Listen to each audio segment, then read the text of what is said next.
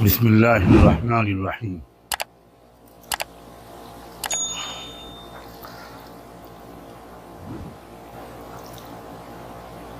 एक बहुत ही अहम पैगाम तमाम देशवासियों के नाम पहुंचाने के लिए आज आपकी खिदमत में हाजिर हुआ हूं।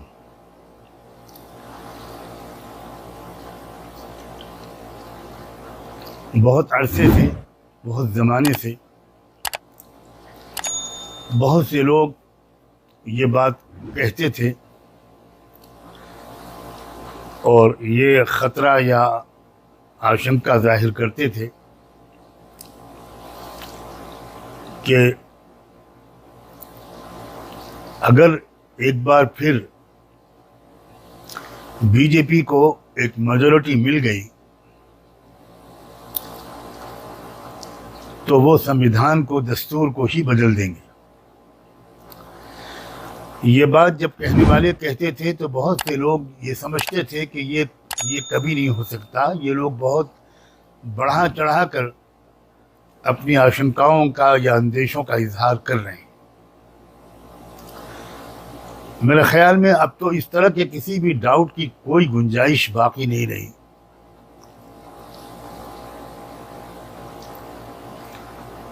सिवाय उन लोगों के जिनको कुछ भी नज़र नहीं आता, कुछ भी सुनाई नहीं पड़ता, कुछ भी सुझाई नहीं देता, ऐसे अंध भक्तों के अलावा अब किसी को भी इस बात में कोई शुबहा नहीं रहना चाहिए। आपने सुन लिया होगा, पढ़ लिया होगा कि हमारी सेंट्रल गवर्नमेंट का जो इकोनॉमिक एडवाइजरी काउंसिल है, उसके चेयरमैन साहब ने एक आर्टिकल लिखा है मिंट अखबार में और वो 15 अगस्त को छपा है। इसका भी ध्यान दीजिएगा इसके ऊपर, जिसमें उन्होंने ये बात कही है कि अब वक्त आ गया है कि हम अपने कॉन्स्टिट्यूशन को, अपने संविधान को बदलने का फैसला करें और एक नया कॉन्स्टिट्यूशन देश के सामने लाएं। अब इस बात में कोई शुबहा बाकी नहीं रह गया कि ये लोग कॉन्स्टिट्यूशन को बदल कर रहेंगे अगर ये दोबारा सत्ता में आए।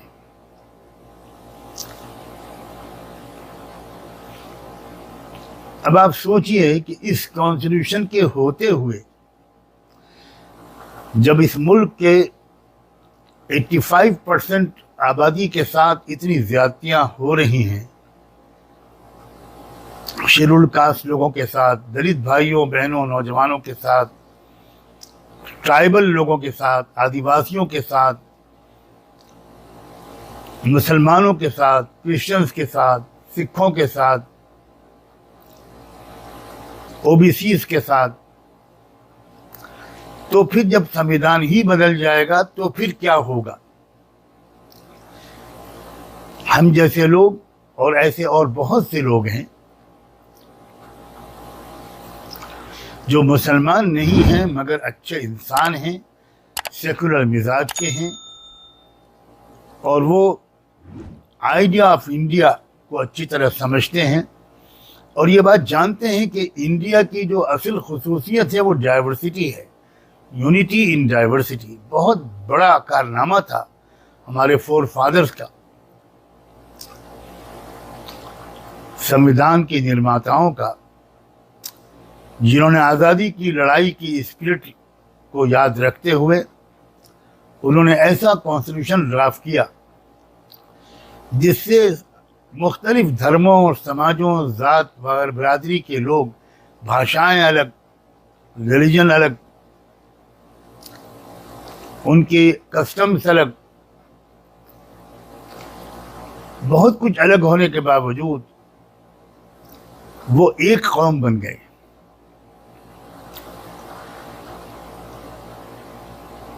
अब जब दूसरा कॉन्स्टिट्यूशन बनेगा और वो कैसा होगा ये बताने की तो कोई ज़रूरत है ही नहीं।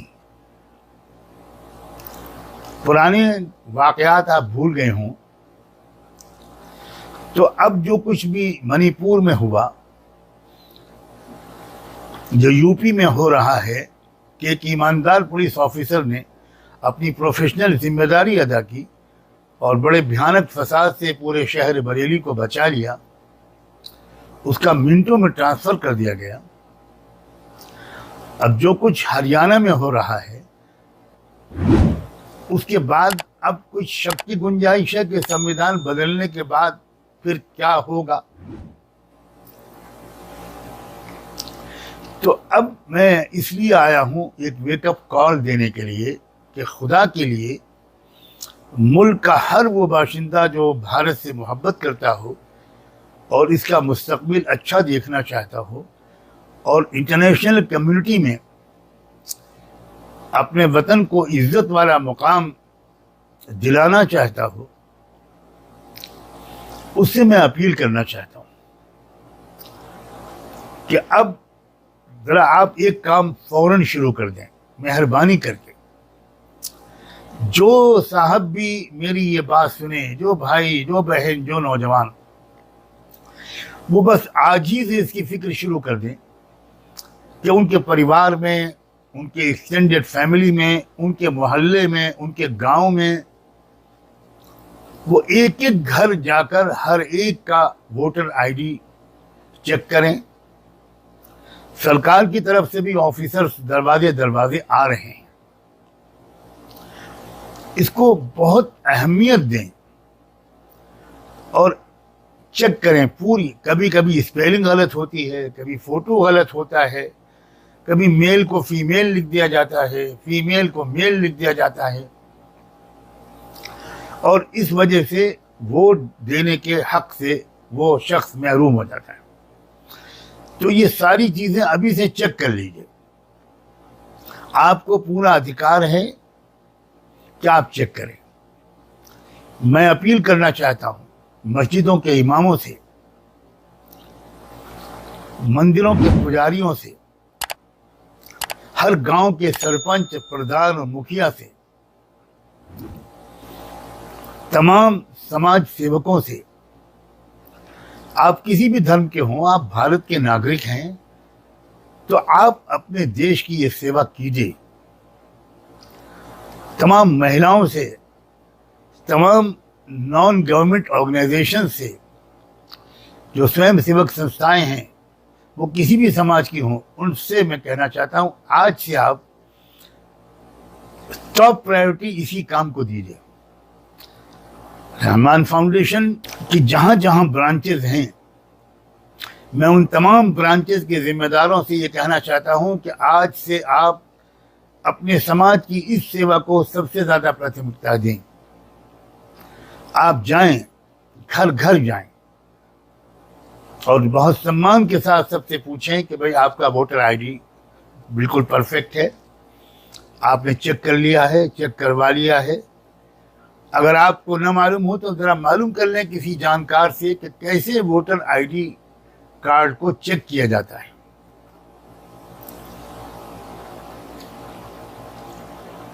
सारे लोग, मैं तो कहता हूं मदरसों के जिम्मेदार हजरात,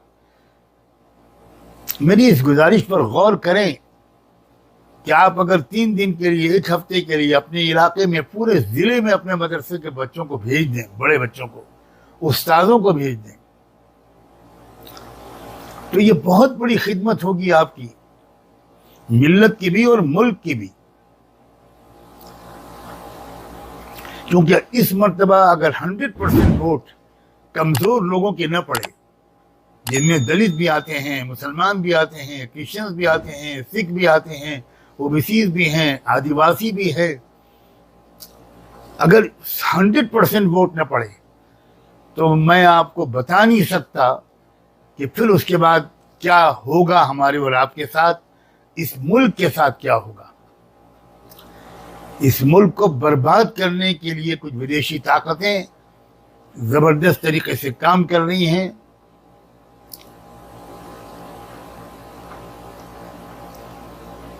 एक सलाहियत है हमारे मुल्क में। जिन ताकतों ने लीबिया को बर्बाद किया, जिन ताकतों ने सीरिया को बर्बाद किया, लबनान को बर्बाद किया, जो बहुत खुशहाल मुल्क थे, वही ताकतें हैं जो हमारे मुल्क को भी बर्बाद करने पर तुली हुई हैं। और उनको कुछ यहाँ उनके अपने ऐसे शागिर्द और एजेंट मिल गए हैं, या तो वो कम पढ़े लिखे होने की वजह से कम समझ हैं, और या लालची होने की वजह से वो उनकी बात को जानबूझकर जानते बूझते मान रहे हैं। इसी तरह मैं तमाम अपोजिशन पार्टियों से एक बात कहना चाहता हूं।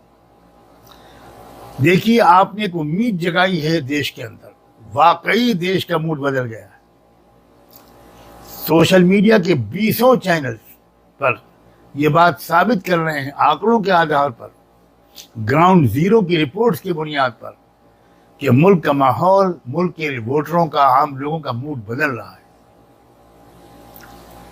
इसलिए अब आपने एक उम्मीद जो जगाई है पटना और बेंगलोर में जमा होकर, और अब आपका जो थर्ड एंड फाइनल सेशन होने जा रहा है बॉम्बे में इसी महीने की आखिरी तारीख में, मैं आप तमाम विपक्ष के लोगों से जो इंडिया में शामिल हैं, मैं उनसे ये कहना चाहता हूं कि ये आपके पास एक आखिरी मौका है। इस वक्त अगर आप में से कुछ लोगों ने साथ छोड़ा, बिखर गए और एक मजबूत और यूनाइटेड विपक्ष की हैसियत से सामने ना आए, इस हद तक आपने उम्मीद दिलाई है कि आपने ये तक ऐलान कर दिया है तकरीबन कि अब हम एक कैंडिडेट खड़ा करेंगे, बीजेपी के कैंडिडेट के मुकाबले में हम सब मिलकर तय करेंगे। मैं जानता हूं ये फैसला आसान नहीं है, लेकिन आसान ये उसके लिए है जो अपने बारे में सोचने से ज्यादा देश के बारे में सोचेगा।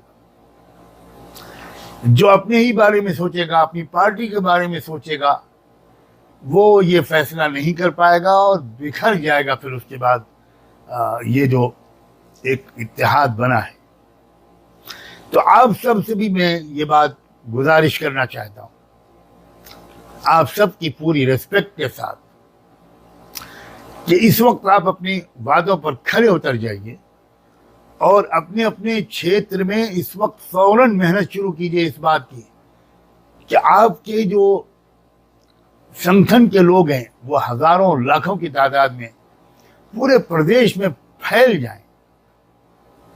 हर जिले के अंदर जो आपका अध्यक्ष है उस जिले का, उसको यही आप इंस्ट्रक्शन दें कि इस वक्त घर घर जाकर वोटर आईडी ठीक करवाएं, वोटर आईडी सबके बनवाएं।